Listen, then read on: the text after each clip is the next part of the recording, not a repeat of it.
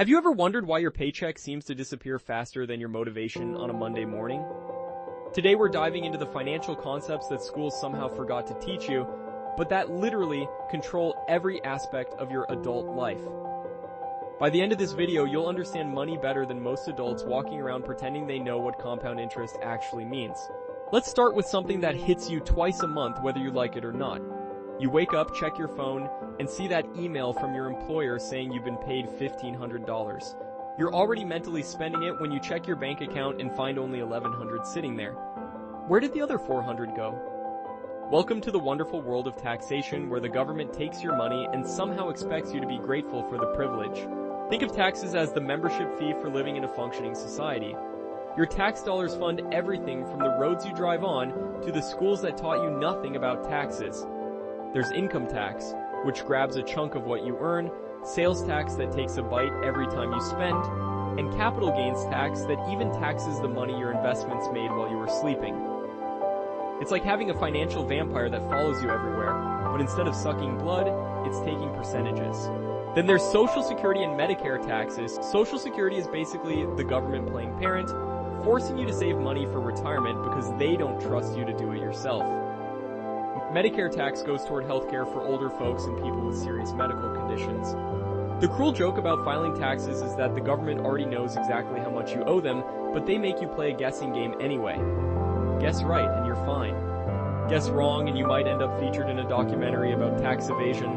Here's something that might surprise you though. Countries with higher tax rates generally offer better quality of life across the board. It's like paying extra for premium Netflix, except instead of ad-free streaming, you get functional infrastructure and social services. Now let's talk about banks, because most people think they work completely differently than they actually do. When you walk into a bank and deposit $1,000, you probably imagine it going into some massive vault guarded by security. But here's the reality that might shock you. That money is already gone. The bank took $900 of your deposit and immediately loaned it to someone else who wanted to buy a motorcycle. This system is called fractional reserve banking.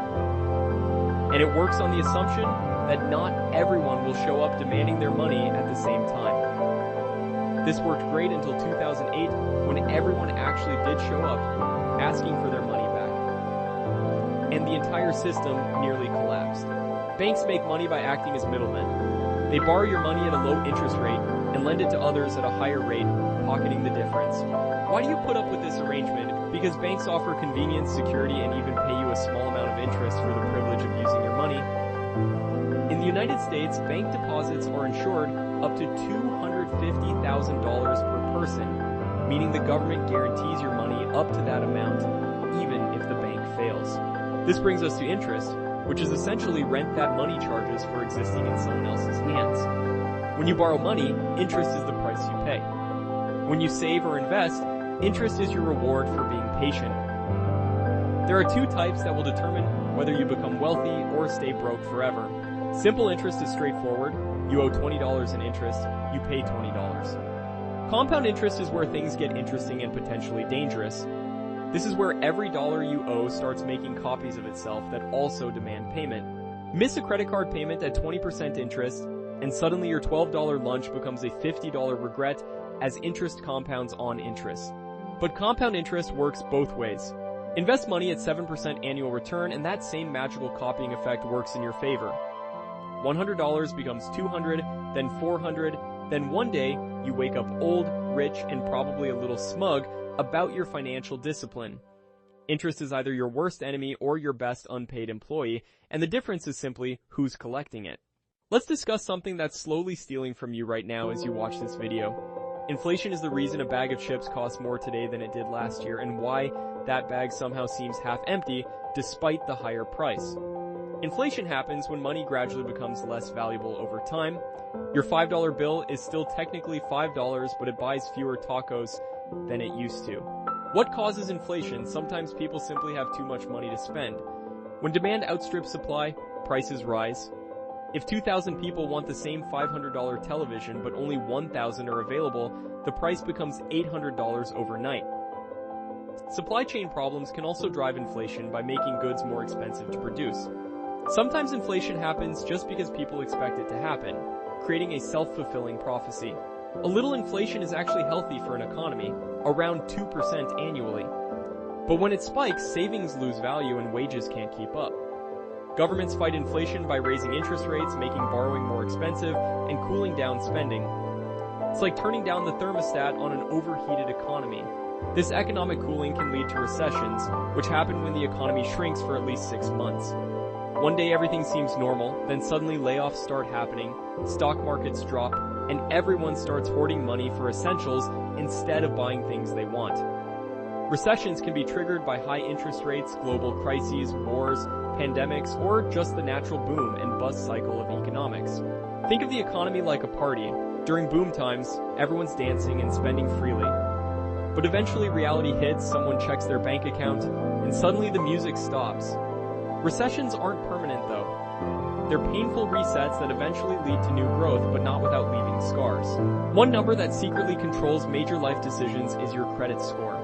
This 3-digit number between 300 and 850 determines whether you can buy a house, get a car loan, or pay reasonable interest rates on credit cards. Your credit score isn't about how much money you have. It's about how trustworthy you appear to lenders. Payment history is the biggest factor. Do you pay bills on time? Credit utilization matters too. How much of your available credit are you actually using? The length of your credit history, variety of credit types, and frequency of new credit applications all influence your score. You can have zero debt and still have a terrible credit score if you have no credit history. The system seems rigged because it is, but understanding the rules allows you to play the game effectively. Here's something that might blow your mind about money itself. Currency isn't actually real in any meaningful sense.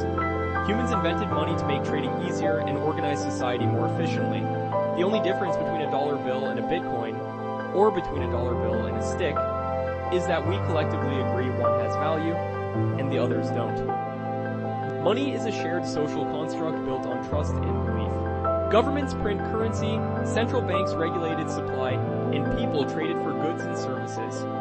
If governments print too much, inflation makes everyone's money worthless. If they print too little, nobody can afford to live. Currency exists solely because we all agree to pretend it has value. Understanding inflation brings us to investing, which is how you make your money work instead of just sitting there losing value. Instead of trading time for money, you're trading money for more money. The risk is that you might lose some, but the bigger risk is never investing and watching inflation quietly steal your financial future. You can invest in stocks, which are tiny ownership pieces of companies. If the company grows, your slice becomes more valuable. Bonds are essentially loans to governments or companies that pay you back with interest. Funds are collections of stocks and bonds, so you don't have to pick individual investments. Real estate involves buying property and hoping someone else pays to live in it. Successful investing isn't about being lucky, it's about starting early, diversifying your investments, and being patient. Most wealthy people didn't win lotteries. They gave compound growth 30 years to work its magic. Markets go up and down, but historically, patient investors who stay invested for decades tend to build substantial wealth. The concept of value is crucial for understanding how money really works. Pick up an ordinary rock and it's worthless. Pick up a shiny yellow rock and suddenly, it's gold worth thousands of dollars. The difference isn't inherent value, it's perceived value. Gold isn't actually more useful than regular rocks, but humans have decided it's more valuable. Understanding value creation is how people become wealthy. Steve Jobs created the iPhone, providing enormous value to millions of people who paid thousands of dollars for that value. Doctors and lawyers earn high incomes because they provide valuable services people are willing to pay for. Luxury brands like Gucci sell handbags similar to Target's, but charge 100 times more because people perceive higher value. If you can figure out how to create genuine value for others, even if that value is partly psychological, you can earn significant money. The key is solving problems people actually want solved and are willing to pay to have resolved. Finally, let's discuss the most valuable asset you'll ever own. Time. Everyone starts with roughly the same amount, but nobody gets an unlimited supply. Most people trade time directly for money through traditional employment. 1 hour equals 1 paycheck. But the highest earners have figured out how to make their time worth exponentially more through skills, leverage, and systems. Time works especially hard in investing. There's no greater force in wealth building than time. Money invested consistently over decades doesn't just grow, it multiplies through compound interest. That's why ordinary people with modest incomes can retire as millionaires. They didn't beat the system, they used the system by giving time and compound growth decades to work together. A small amount of money invested consistently becomes a large amount given sufficient time. The difference between financial struggle and financial freedom often comes down to understanding these concepts early and acting on them consistently. Time can be your greatest ally in building wealth, but only if you understand how to harness its power through smart financial decisions. Remember, before making any significant financial decisions, always consult with a qualified financial advisor who can provide personalized guidance based on your specific situation and goals. These concepts form the foundation of financial literacy, but individual circumstances vary greatly, and professional advice is invaluable for making informed decisions about your financial future. The financial world might seem designed to confuse you, but armed with understanding of these fundamental concepts, you're already ahead of most people stumbling through their financial lives.